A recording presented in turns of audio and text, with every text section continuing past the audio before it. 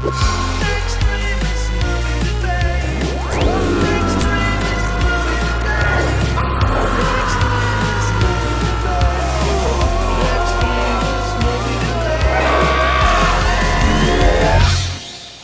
to the Extremist Movie Debate. Today we are doing The Fate of the Furious. I'm Joe. I'm Ethan, and one of us is going to love it, one of us is going to hate it.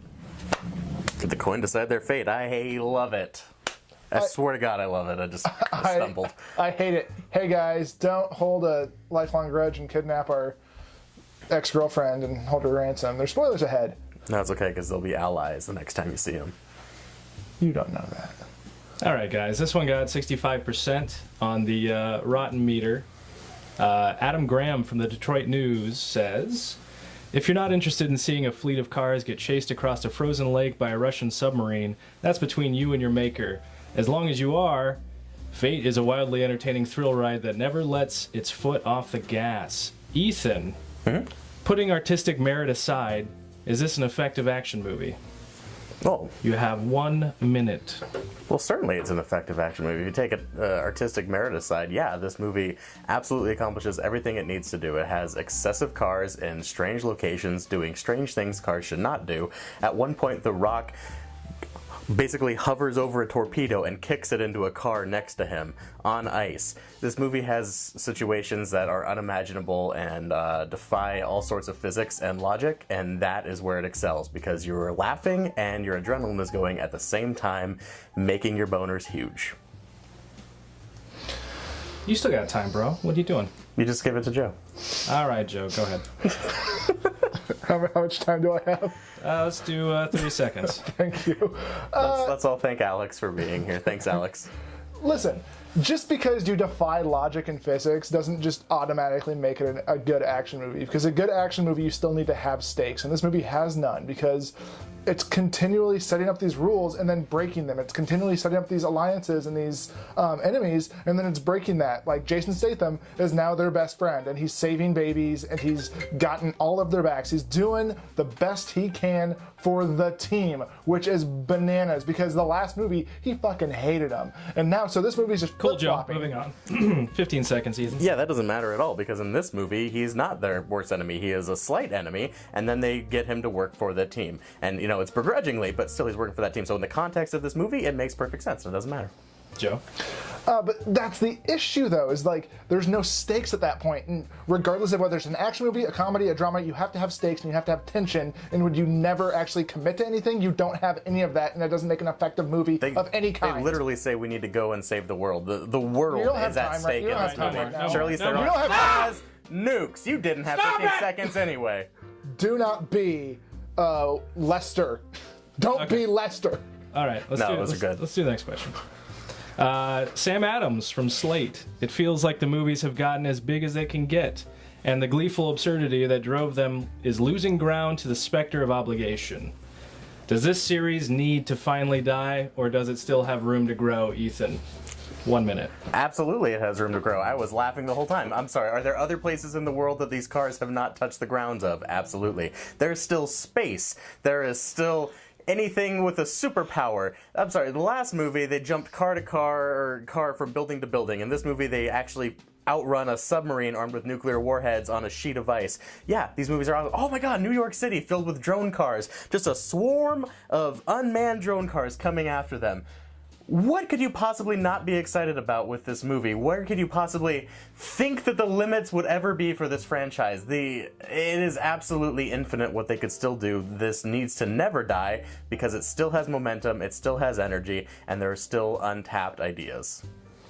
Joe, 30 seconds. See, that's I get what you're saying, and you can always do something, but just because you can doesn't mean you should. And the issue with this movie is it seems like they're just checking the box for everything. Like, it opens up on like a down to earth sort of. It starts out that way, just street race from Cuba, and it's basically like, oh, it's just people bitching about how they don't race cars anymore, and suddenly they're racing cars again. But then he turns it into a bomb and like jumps out going 70 miles an hour, and it fucking flies off into the ocean. 15 seconds, Ethan. Oh my god, they all start with a car race. race, they all start with that stupid ass shot. That's like the hallmark of the whole series. And so to have it, turn into a flaming ball of fire at the end, and then he has to jump out at the last minute, and then what does he do? He shows compassion. That's building up character strength. That's building up a good arc for these characters to follow through on over the length of the movie, and I want to see more of that in future movies, preferably in space. 15 seconds. This has been just 3 movies of this franchise jumping the shark, and the shark is just getting slightly bigger and more boring every time they do it. Slightly bigger, yes, not more boring. All right, guys, you got 4 minutes to yell at each other. I mean, honestly, I don't understand how you could like this movie because it's just jumping the shark. Vroom. That's the thing. That's all you got. Just, I like watching cars drive fast, but there's no stakes. At what point did you actually care about any one of these characters? At all the points. There's the point where he sees his ex-wife or ex-girlfriend or something, and she's so you don't even know who she is, and that's a problem. If you do not know, because if she you holds do a not gun know to the her head, connection, and I'm like, it does not matter because it's not doing its job. One thing I know about Dom more than anything else is that he loves family, and when all of a sudden we introduce an ex-wife and a son that he never knew he has, and all of a sudden they're gonna die if he doesn't do the certain thing. That's what this movie focuses on. The whole premise of this movie is Dom turning his back on his family. That's what's supposed to be interesting. Yes. Turns his back on his wife and his friends. His family. But what he's actually doing is focusing on his first family. All right, it's not our fault that Dom has multiple families. Okay, it's not his first family. His first family is Letty because she was in the first movie and they're dating. Yeah, but then she betrayed him in the fourth movie. Secondly, it's 7 movies of building up about how you make your own family, and this is his family. Great. 7 movies of that. And isn't that a wonderful conflict to watch this poor man who loves so many people in his family struggle with turning his back on a chunk of what makes him human, what makes him himself? He has to be like, I have to betray these people. But all he did, he looked at the camera and essentially nodded saying like, okay, I'll help you. But he gets it. Hold on.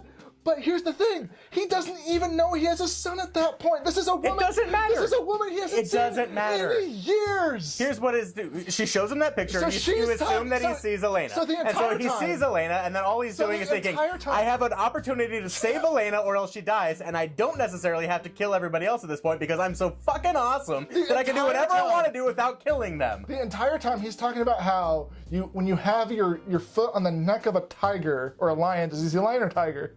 It's a cat. One of those, large cat. Don't let your foot up because then it's something like you just let your foot off the neck of a tiger, something like that.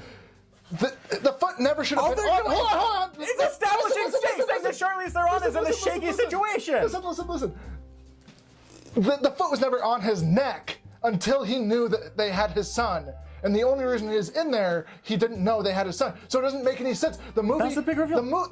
It's the big reveal. But why is he there to begin with if he didn't know about that? Because he would have done Charlize Theron is not at all asking him to kill anybody. Charlize Theron is not asking him to inflict any harm on his family. Hold on a second. So many people die in this movie. Nobody in his family. No one from his movie. family. Just unimportant military personnel of various nations. Who allegedly, like, they're all on the same side and they're still killing all these people on their side. Gleefully, and that's okay with me because it's important to understand that none of them are in Dom's family. It's essentially, that's the epitome of the movie, is nothing matters and nothing sticks. No. End of the movie, fucking family matters. The end of the movie, him and Jason Statham shake hands. He's like, thanks for saving my son. And Statham's like, see you at the next BBQ, bestie.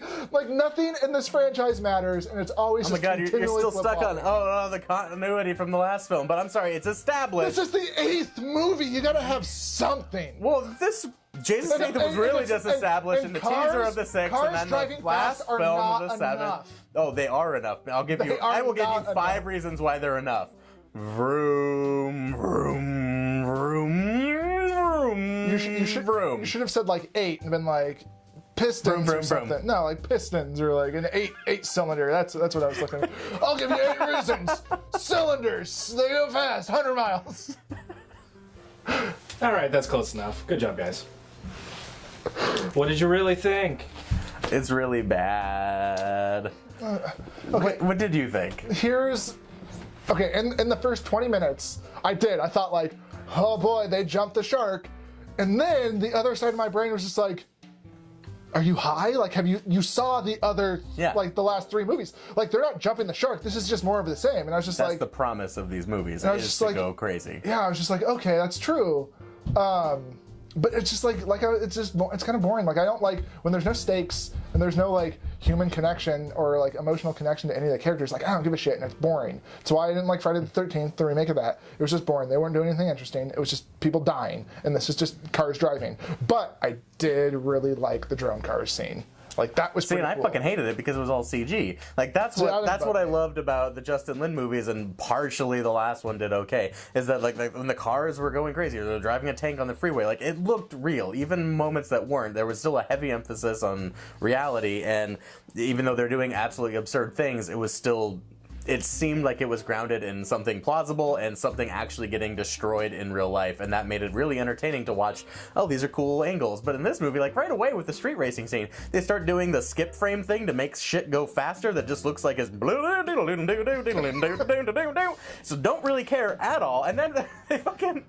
Okay, so that's how I felt about the car thing, but then they get to the point where like, oh, the big twist, she's got Elena held captive. That's her name, right, Elena? I don't know. That's the thing. Nobody cares. She pops out and I go, who the fuck is that? Yeah, I mean, She's in like 4 of the last movies, but this movie just, they don't focus on characters at all. The only defining characteristic we know of Dom is that he's a really good driver and that he gives a shit about family. Like, we don't know these characters enough to have this soap opera vibe and have these tensions. So everybody watching this movie just wants to see cars go boom. And it delivers that, but they do it much to a shittier degree than the other ones did, so it was really obnoxious to watch. I've seen things about people bitching about how Charlize Theron is underutilized. I thought she was fine. Yeah, she isn't. She was good. But people are just like, oh, when you have Furiosa in the movie, why aren't you like capitalizing on Furiosa? It's just like, that's not the same character. Like, why are you trying to pigeonhole her into like action girl? And on top of that, like, just watch the Atomic Blonde trailer, and like that movie is coming. Like, the movie that you want with Furiosa is coming. Just let her do what she wants to do in this movie. Yeah. So I thought that was a silly criticism of the movie. I agree. I think she did fine. She was fine. But no, Her character is dull, but like she brought level to it. They all of the characters dull. They all have like one defining feature. Like, yes. Tyrese is like the panicky guy that screams a lot, and Ludacris is like the smart, cool, like calm computer guy, and then the new like computer girl is like Ludacris but a female. Just like. And also, we're supposed to root for these people, but they are Just immediately, mercilessly, just killing innocent people. That's so cool that they dropped a big wrecking ball and killed 50 innocent military personnel. Cool job, guys. Or at the end, when they're just running away from all these Russian soldiers that have nothing to do with anything except they just don't want nukes to go off, just like the good guys do. And then, what's his name? Tyrese gets off of the snowmobile, stops and shoots 3 of them, goes, yeah! There's something fucking wrong with this movie when it makes you try to cheer for that. It doesn't establish at all that... I guess it's really problematic that it doesn't really establish who the good guys or the bad guys are at all, except that the good guys are the ones being chased. It doesn't matter who's chasing them at all. They're all bad. And that's an issue, yeah. Because they're all actually good guys. They're all on the same team. They also don't want nuclear holocaust. So I would give this movie a 5 out of 10. And generous. No lightning. It's just, for me, it was just middle of the road. And if you like the Fast and the Furious movies, you're gonna like this movie. I mean, there's a fucking, like, hundreds of drone cars falling on top of a limo that was cool. Look, that's a fun idea, but it was executed poorly. It was pretty looked cool. terrible. It was all right. I liked it. Looked like a Marvel superhero movie, and that did not. Those effects don't belong in this movie. I'm sorry, or in this franchise at all. I'll give it 3 and no thunder. Oh yeah, you can like and subscribe, whatever, down below. Comment, request a movie that you'd like us to do in the future. Request a question you'd like. Well, normally unpaid intern Jeff, but this time our friend Alex to read on the episode, and we'll go ahead and debate that. Highly paid intern Alex. Oh man, I'm worth it. Did I tell you that I got Dwayne The Rock Johnson's Hercules on DVD? Do you want to watch it? No. Do you like the reference they make in this movie? Yeah, that was good. Thanks. Bye.